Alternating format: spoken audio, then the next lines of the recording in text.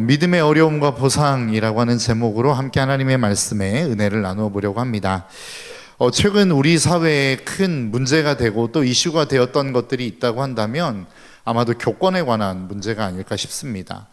교권이 무너졌다라고 많이 이야기하죠. 선생님들이 가져야 될 권위를 갖지 못하는 시대를 이 시간에 오늘날은 우리가 살아가고 있습니다. 교실 안에서 선생님들에게 대들거나 막말을 하는 학생들의 영상을 간혹 볼 수 있습니다. 또 우리 뉴스를 통해서 선생님을 심지어 폭행하는 학생들까지도 우리는 보게 되었죠. 그리고 얼마 전에 연달아서 계속해서 터졌던 사건인데 학부형의 어떠한 민원에 시달리다가 결국 자신의 목숨을 끊는 교사들의 어떠한 안타까운 소식들을 우리는 접하기도 했습니다.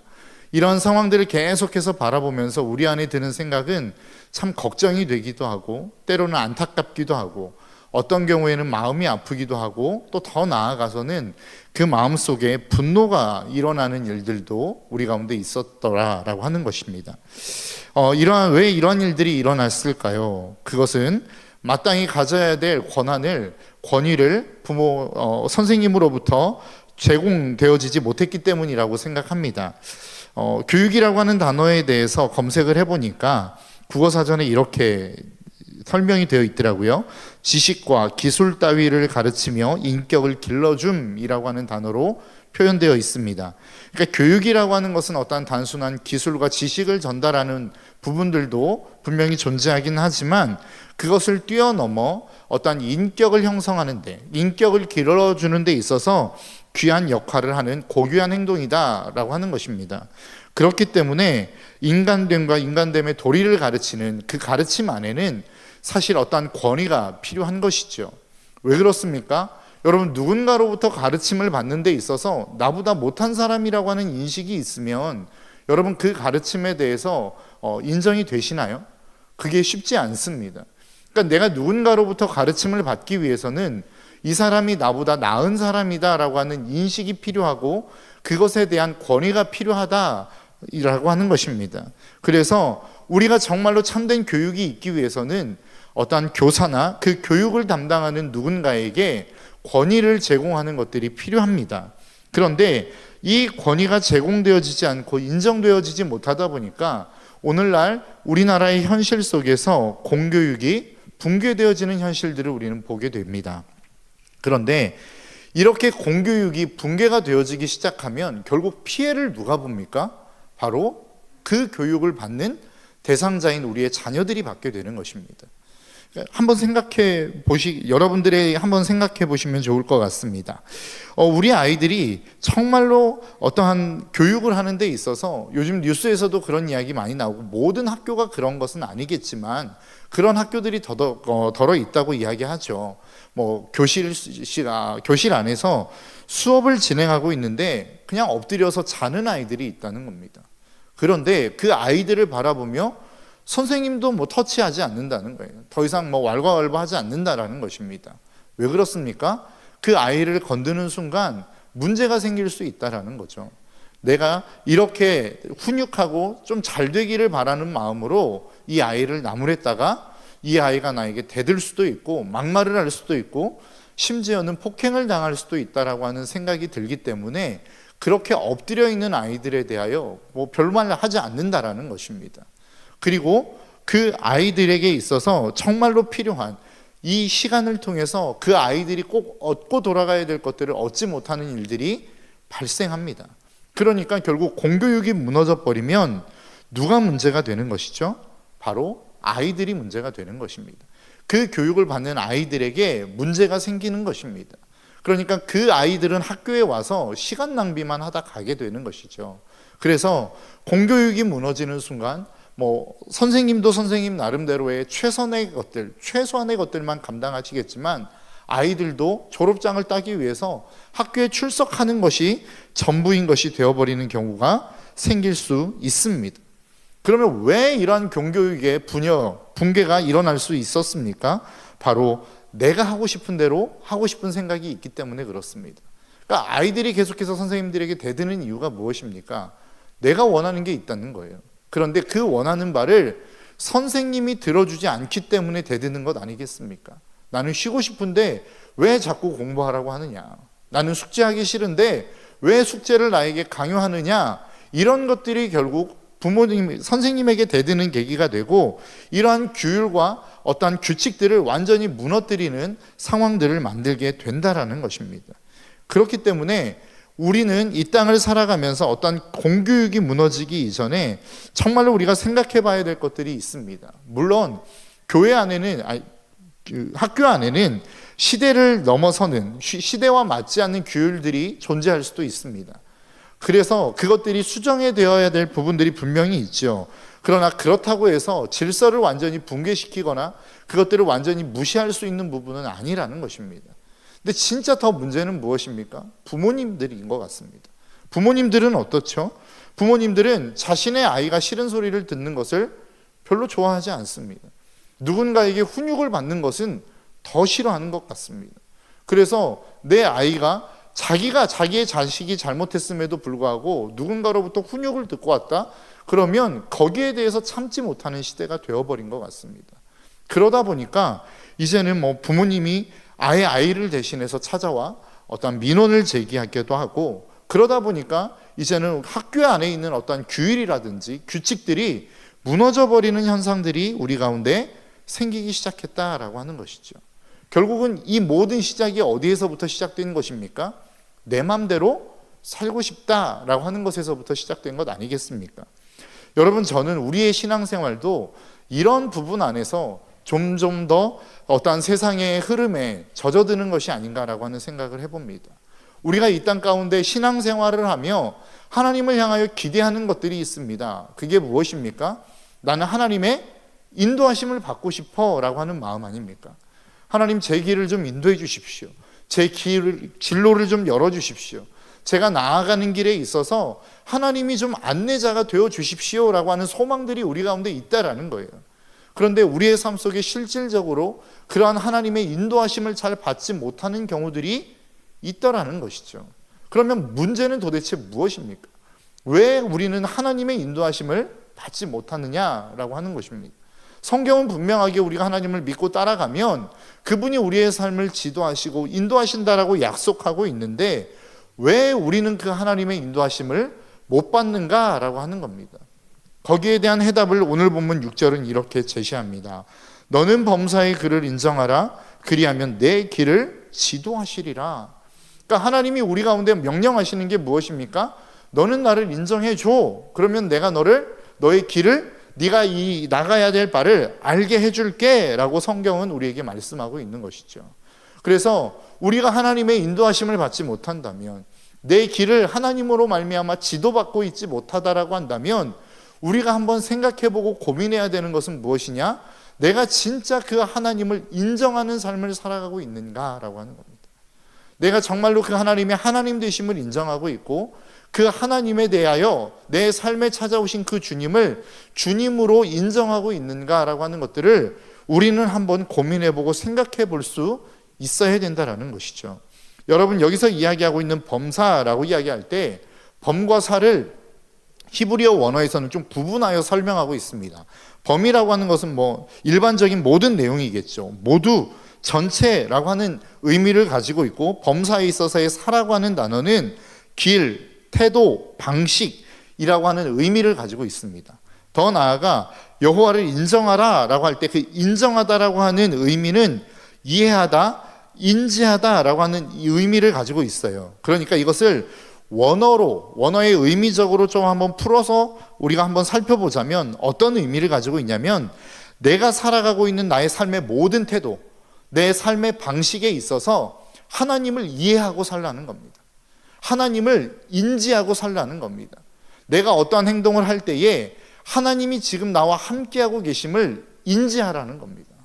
내가 지금 어떠한 말을 뱉어내고 내가 어떠한 행동을 하는 데 있어서 그 하나님이 지금 나와 함께하고 계시다라고 하는 사실을 인지하며 생각하고 말하고 행동하라 라고 하는 것이 너는 범사의 그를 인정하라 라고 하는 의미인 것입니다. 여러분, 제가 어릴 때만 해도 저는 할머니와 함께 살았습니다. 할머니와 함께 살다 보니까 제가 부모님에게 무엇인가를 잘못하거나 혼날 만한 짓을 하면 어떻게 하죠? 할머니에게 도망갑니다. 왜 그렇습니까? 할머니에게 도망가면 부모님에게 혼나지 않아요. 왜 그렇을까요? 부모님, 그러니까 자신보다 더 높은 더 어르신 앞에서 누군가를 혼내는 것은 윗 어르신을 좀 무시한다라고 하는 개념, 생각들이 어른들 가운데는 있었던 것 같습니다. 저도 그렇게 배워 자라왔습니다.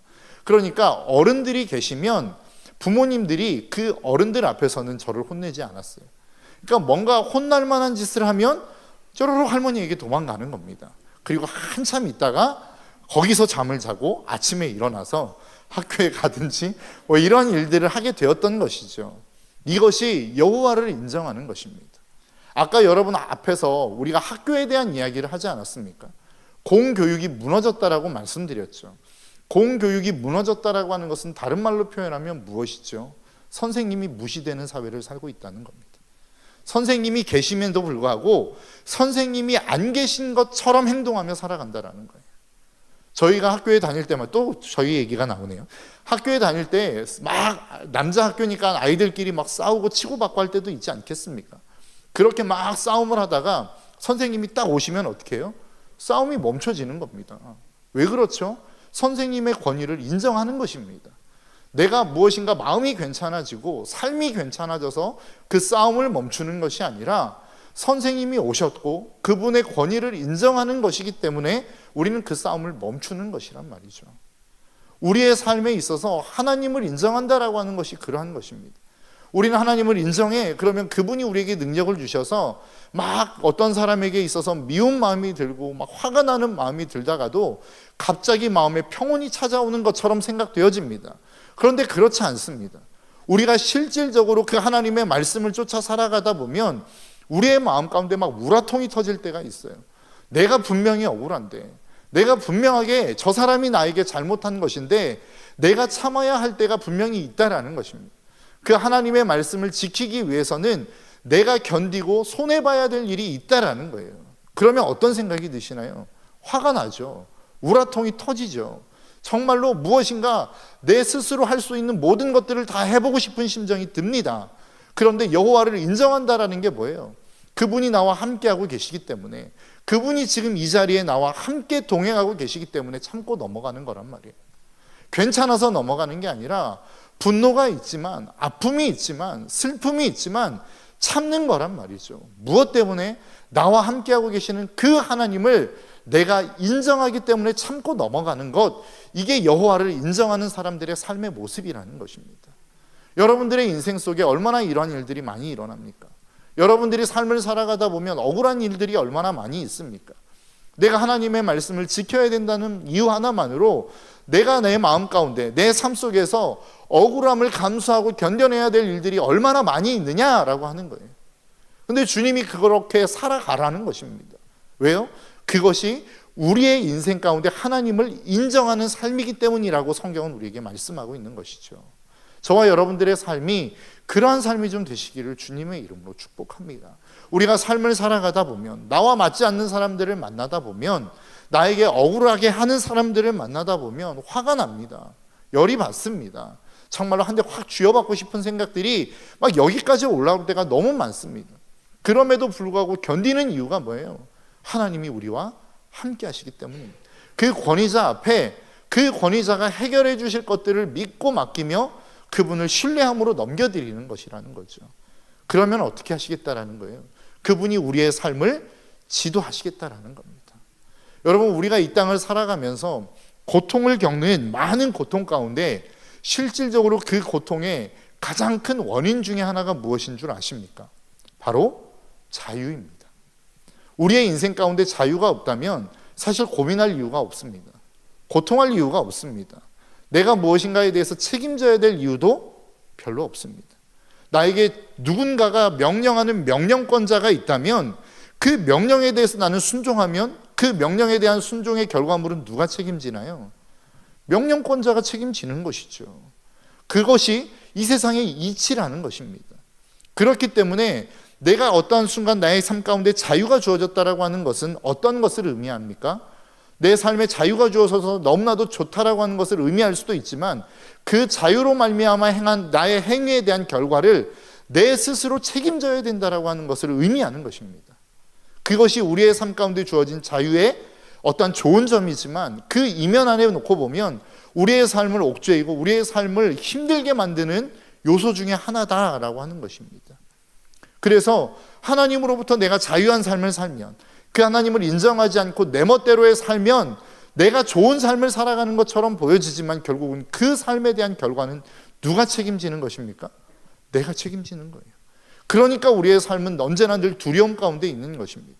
보이지 않는 그 미래를 향하여 나아가면서 내가 내 자유함을 누리면 이 삶에 대한 책임을 내가 져야 되는데 그 삶의 책임이, 그 미래가 어떻게 돌아갈지 알지 못하기 때문에 우리의 삶이 두려운 것 아니겠습니까? 그런데 내가 그 모든 인정을 주님 앞에 올려드리고 그 결정권을 하나님 앞에 내어드릴 때에 하나님이 우리의 삶을 지도하신다라고 하는 의미는 뭐예요? 내가 나아가야 될 길을 보여주신다라고 하는 의미도 있겠지만 내가 그 하나님의 명령 앞에 그분을 인정함으로 말미암아 행한 모든 삶의 행위에 대한 책임을 누가 지시겠다라는 거예요? 하나님이 지시겠다라는 것입니다. 그러니까 우리의 인생에 있어서의 책임자는 하나님이 되시는 거란 말이에요. 하나님을 인정함으로 말미암아 우리의 삶 가운데 주어지는 가장 큰 축복 중에 하나는 그분이 우리의 인생을 책임지시겠다라는 것이죠. 저와 여러분들의 삶이 그러한 삶이 되시기를 주님의 이름으로 축복합니다. 이와 비슷한 이야기로 오늘 본문 5절은 또 이렇게 이야기합니다. 너는 마음을 다하여 여호와를 신뢰하고 내 명철을 의지하지 말라. 여기서 이야기하고 있는 마음이라고 하는 것은 마음, 정신이라고 하는 의미를 가지고도 있지만 의지라고 하는 의미도 가지고 있습니다. 그러니까 너는 내 의지를 다하여 여호와를 신뢰하라 라고 하는 의미입니다. 그런데 여기서 신뢰하다라고 하는 의미를 살펴보니까 신뢰할 만한 것이나 사람에게서 사람에 있다는 것에서 오는 행복감과 안정감을 의미하는 것입니다. 그러니까 내가 누군가를 믿을 만해요. 나를 도와주겠다라고 하는 굳건한 믿음이 있는 사람이 있어요. 그러니까 내가 지금 어려움을 겪고 있는데 그 사람이 내 삶의 자리 가운데 오기만 하면 나는 괜찮아질 거야 라고 하는 그런 존재가 있지 않습니까?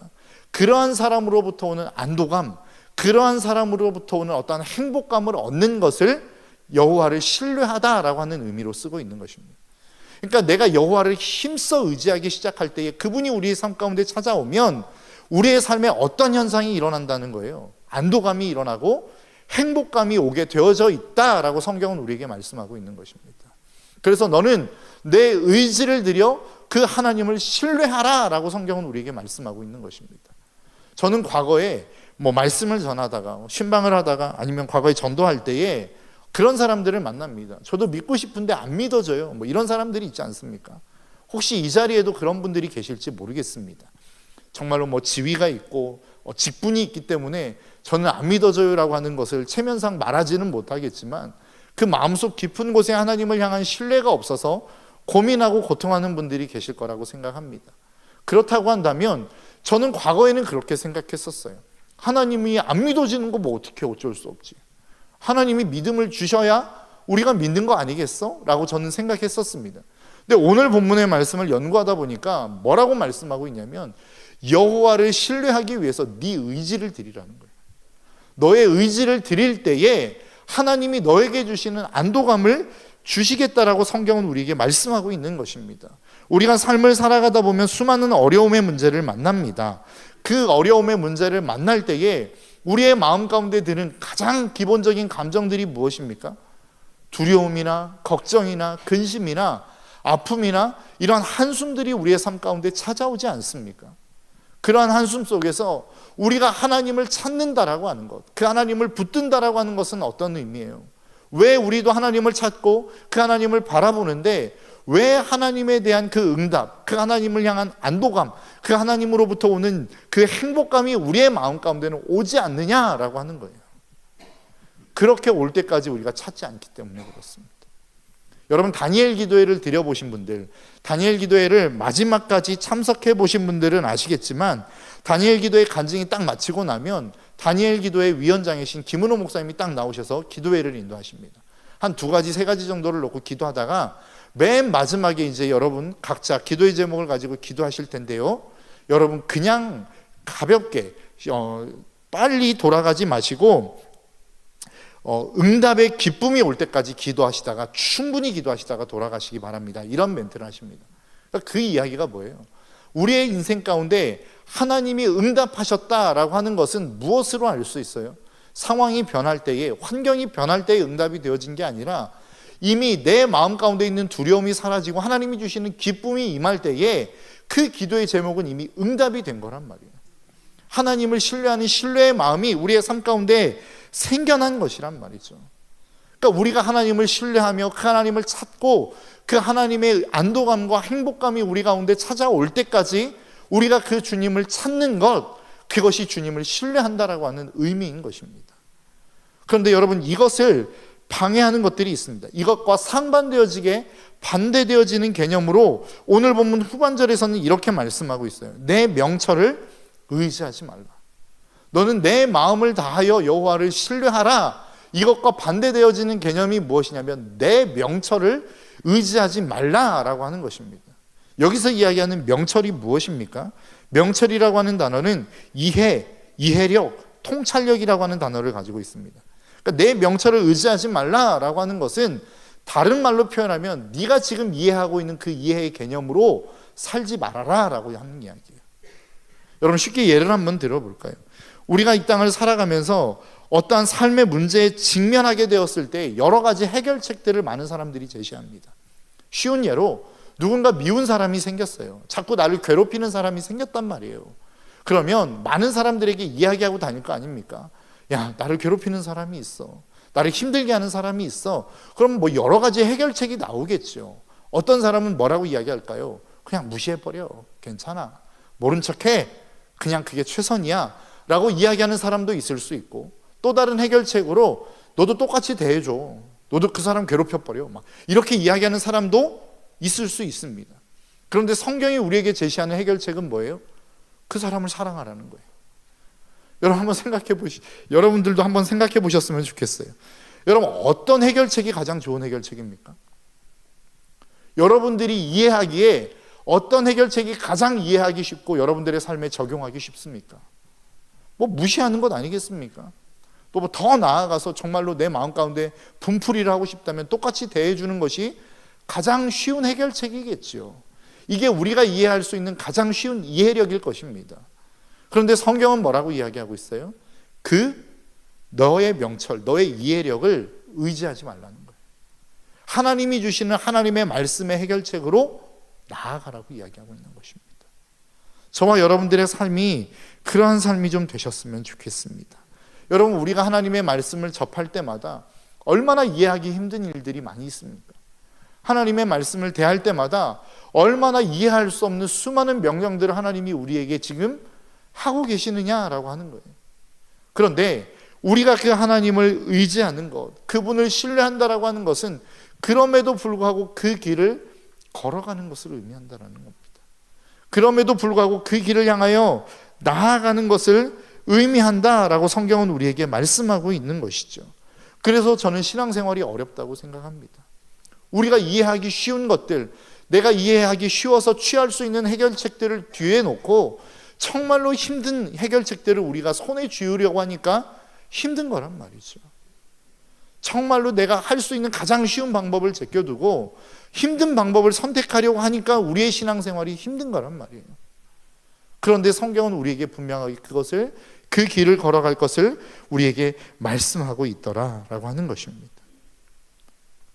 그러면 그렇게 살아가는 우리의 삶 속에 하나님이 주신다라고 하는 축복은 뭐예요? 아까 말씀드린 것처럼 우리에게 주시는 그 하나님의 축복은 정말로 우리의 삶 가운데 주님으로 말미암아 얻어지는 안도감을 주시겠다는 겁니다. 행복을 주시겠다라는 겁니다. 세상이 줄 수 없는 안도감, 평강, 은혜, 행복을 하나님이 우리에게 주시겠다라는 거예요. 이것들을 한번 맛본 사람은 더 좋은 길, 더 좋은 장소, 더 좋은 하나님의 행복과 안도감으로 나아가려고 하겠죠. 여러분, 사람의 속성이 그런 것 같습니다. 어떤 속성이 있습니까? 좋은 것을 한번 맛보면 그것에 익숙해져 버려요. 계속해서 그 좋은 것을 맛보면 그 좋은 것에 익숙해져 버리더라는 거죠. 그래서 어떻게 합니까? 더 좋은 것을 찾아 나아갑니다. 그러니까 우리가 중독이라는 것에 빠지지 않습니까? 한번 좋은 것, 한번 재미있는 것을 맛봤어요. 그러면 똑같은 강도의 재미로는 이제 재미를 느끼지 못하는 겁니다. 그러니까 더 강력한 재미, 더 강력한 쾌락으로 우리는 더 나아가고 싶어 하는 것이죠. 그러니까 계속해서 더 센 것, 더 좋은 것, 더 강한 것을 향하여 나아가다 보니까 거기에 중독되어 버리는 것입니다. 저는 은혜도 똑같다고 생각합니다. 한 번도 은혜를 맛봐보지 못한 사람은 은혜를 사모할 일조차 없죠. 왜 그렇습니까? 그게 얼마나 좋은 건지를 모르기 때문에 그렇습니다. 그러나 한 번 하나님의 은혜를 맛보아 본 사람은 어떻게 해요? 그 은혜를 사모하게 되어 있습니다. 더 강력한 하나님의 은혜를 사모하게 되어 있다는 거예요. 그러니까 하나님을 의지하는 사람은 더 하나님을 의지할 수밖에 없는 이유가 무엇입니까? 그렇게 하나님을 의지하며 나아갈 때 하나님이 우리에게 주시는 더 강력한 은혜, 더 강력한 회복, 더 강력한 평강과 더 강력한 행복이 우리의 삶 가운데 주어지기 때문에 그렇습니다. 그러니까 하나님 앞에 은혜의 자리로 나아가는 사람은 더 큰 은혜를 사모하며 더 깊이 하나님께로 나아갈 수밖에 없게 되는 것이죠. 반면에 하나님의 은혜를 체험하지 못한 사람은 어떻습니까? 하나님의 은혜를 체험하지 못하니까 세상으로 나아가겠죠. 세상의 즐거움으로 나아가겠죠. 그리고 그렇게 즐거움을 누리다가 하나님 앞에 나왔는데 또 하나님의 은혜가 주어지겠습니까? 그러니까 아예 하나님의 은혜 없네, 그러면서 또 세상의 더 큰 즐거움의 자리로 나아가지 않겠습니까? 이러니까 성경도 하나님도 우리에게 말씀하시는 건 아니겠습니까?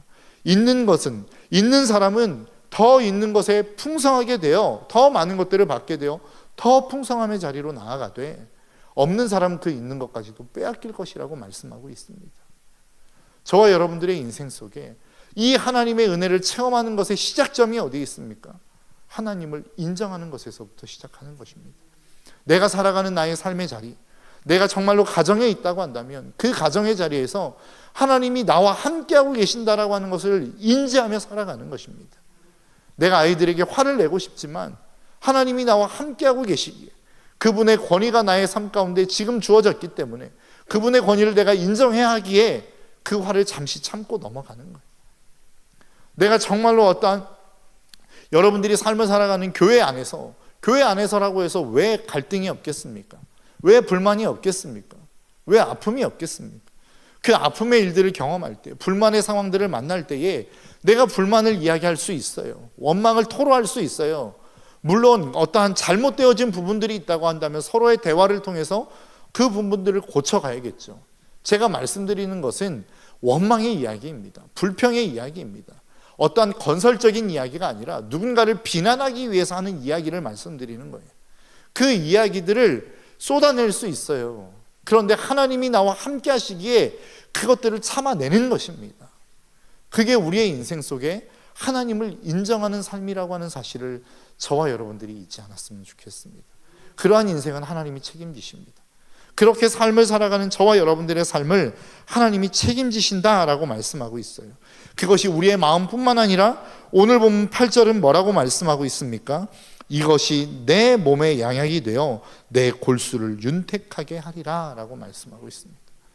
여러분, 우리가 어떠한 일들을 진행함으로 말미암아, 진행함에도 불구하고 내가 어떠한 일들이 주어졌을 때 그 일들에 최선을 다했음에도 불구하고 여전히 우리의 삶이 불안한 이유가 무엇입니까? 여전히 우리의 인생이 두려운 이유가 뭐예요? 학생들을 한번 예로 들어볼까요? 시험 기간에 최선을 다해서 공부했어요. 밤을 새서 공부를 했어요. 그런데 그렇게 밤을 새서 공부한 아이의 마음 가운데 평안이 있을까요? 내가 밤새서 공부했으니까, 12시간 연속으로 공부했으니까 자 이제 평안해, 뭐 이런 아이들 보셨습니까? 아예 공부 안 하는 아이들이 평강합니다. 아예 공부를 안 하는 애들이 마음 편하게 산다고요. 공부하는 아이들은 사실 두려움 가운데 있습니다. 두렵기 때문에 공부하는 것입니다. 왜요? 그 결과를 자신들이 알 수 없기 때문입니다. 내가 공부한 거에서 안 나오면 어떻게 하지? 내가 공부해서 실컷 잘 풀었는데 실수하면 어떻게 하지? 이러한 두려움 때문에 공부를 열심히 해놓고도 두려운 것이라고요. 걱정이 되는 거라고요. 학생들만 그렇습니까? 우리의 삶 전체가 그렇다고요. 내가 가정 안에서 가정주부로 열심히 살았는데 왜 내 인생은 이래? 내 미래는 어떻게 될까? 이런 고민들과 두려움들이 있지 않습니까? 내가 내 직장 안에서 30년, 40년 내 젊은 인생을 다 바쳐서 열심히 일했는데 나의 노후는 어떻게 되는 거야? 이런 두려움들이 우리 가운데 있다고요. 이 두려움들이 결국 무엇으로 나타납니까? 우리의 인생의 질병으로 나타나는 거 아니에요? 그런데 성경이 우리에게 무엇이라고 말씀하고 있습니까? 내 몸의 양약이 된다는 거예요. 하나님 앞에 이 모든 것들을 맡겨두고 그 하나님이 우리의 인생 가운데 찾아오셔서 우리의 삶을 책임지신다라고 하는 이 개념, 이 생각, 이 마음으로 우리가 하루하루를 살아가기 시작하면 우리의 마음 가운데 하나님이 평강을 주신다는 거예요. 안도감을 주신다는 거예요. 행복을 주신다는 거예요. 그것이 너희들의 삶의 양약이라는 겁니다. 너희들의 삶의 건강을 지켜주시는 하나님의 축복이 된다라는 거예요. 그러니까 하나님은 우리의 마음과 우리의 생각을 지키실 뿐만 아니라 우리의 보이지 않는 영역을 책임지실 뿐만 아니라 그 보이지 않는 영역이 우리의 삶 가운데 책임져지면 우리의 육신의 건강까지도 자연스럽게 유지되어진다라고 성경이 우리에게 말씀하고 있는 것입니다. 저와 여러분들의 삶이 그러한 축복을 누리시기를 주님의 이름으로 축복합니다. 그 하나님을 의지하며 나아갈 때에, 그 하나님을 신뢰하며 나아갈 때에 우리의 삶 가운데는 참된 자유가 주어지는 것입니다. 그 어떤 두려움 안에도 얽매이지 않는, 그 어떠한 고통 안에도 얽매이지 않는, 그 어떠한 좌절과 근심 속에도 얽매이지 않는 하나님의 자유가 우리의 삶 가운데 주어지는 거라고요. 저와 여러분들의 삶이 그러한 자유와 행복과 안도감을 누릴 수 있는 축복의 인생이 되시기를 주님의 이름으로 축복합니다. 그래서 날마다 우리가 모일 때마다 하나님이 우리에게 어떻게 역사하셨는지, 물론 넘어질 수도 있습니다. 우리가 정말로 좌절하여 깨어질 때도 있습니다. 그래서 하나님, 오늘은 실패했네요. 하나님, 이번 주간에는 실패했습니다 라고 하나님 앞에 실패의 고백을 할 수 있을지도 모르겠습니다. 그러나 한 번, 두 번 하나님을 신뢰함으로 말미암아 얻어지는 그 안도감과 행복을 우리가 누리기 시작할 때에 이게 우리의 삶의 삶이 되어질 수 있다는 것이죠. 그러면 그 삶은 어떤 것도 흔들어 놓지 못하는 하나님의 놀라운 축복이 되어 우리의 삶을 견고하게 하나님 앞에 세워갈 것입니다. 저와 여러분들의 삶이 그러한 삶이 되시기를 주님의 이름으로 축복합니다. 이 시간 우리 함께 좀 찬양하며 나아가겠습니다. 찬양할 때에 내 삶에 들어온 주님의 말씀이 라고 하는 찬양입니다. 여러분, 우리가 하나님을 인정한다라고 하는 것은 다른 말로 표현하면 하나님의 말씀을 인정하는 것입니다. 그분이 말씀하셨기에 내가 그렇게 삶을 살아내는 것, 이게 하나님을 인정하는 것이요 하나님을 신뢰하는 것입니다. 이 시간 그 우리의 삶에 들어온 하나님의 말씀이 우리의 삶의 빛이 되기를, 우리의 삶의 소망이 되기를 소망하는 마음으로 함께 찬양하겠습니다.